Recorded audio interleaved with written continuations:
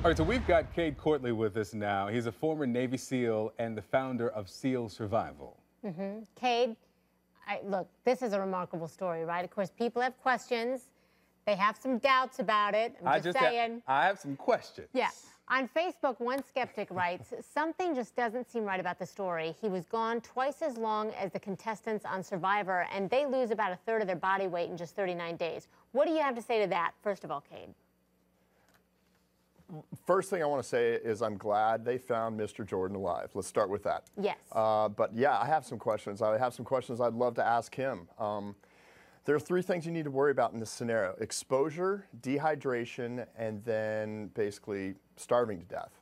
And they talked about the conditions out there as far as the air temperatures. Let's talk about the water temperatures. He had mentioned that he had been living in a vessel that was chest deep in water.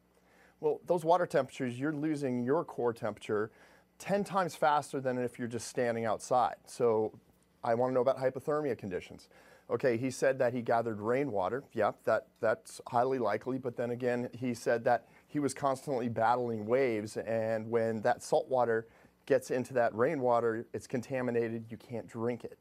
And then the big thing for me is his condition when they found him. Now, I spent 6 days in POW school. I lost 22 pounds in 6 days.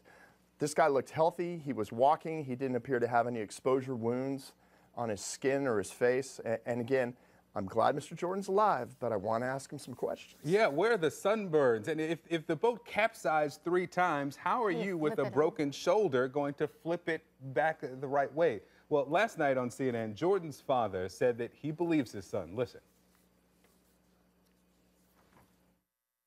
When I spoke with him this morning, that he showed an emotional effects of this ordeal that I never saw this emotion in him. He was very emotional, and he's normally a very private person. So I know he went through what he went through. Yeah, and what we saw from some of the rescuers from the Coast Guard, they said that when they saw this man, Cade, that all they had to see was the look on his face and the response when they found him, that they believed him. Do you, I mean, I know you have questions, but from all of your expertise, do you believe this story? I believe this can be done, given the conditions, especially the fact that there was a lot of rainwater that could have been collected. That's the first thing that's going to kill you next to the exposure. So I believe that a human being could make it 66 days in that location given the conditions. I do. And I don't want to take anything away from this guy. Again, we're glad he's alive. I would love to chat with him, though. You know, the father reported him in the boat missing January 29th, and the father said, you know, he's got a very strong constitution, not only physically but spiritually. And that he told the father on the phone he was praying the whole time, so I believe that sustained him a great deal. What do you think this story says to you, to us, about human will?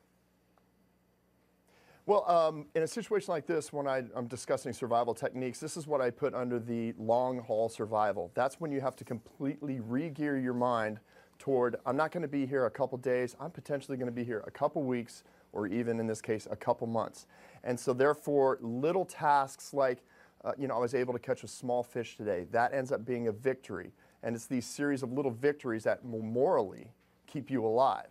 And again, it's over the long haul. It ends up being you're running a marathon and you're doing a little bit each day, vice a sprint. Now, the power of faith is a very personal thing for some people, but it can also be a very, very powerful thing, and apparently it was in this particular situation. Yeah. Again, as you've said several times, we're glad that he's alive, that he's home, Yep. and hopefully we'll learn more about those 66 days over the next few days. Cade Courtley, thank you so much. Thank you, Cade.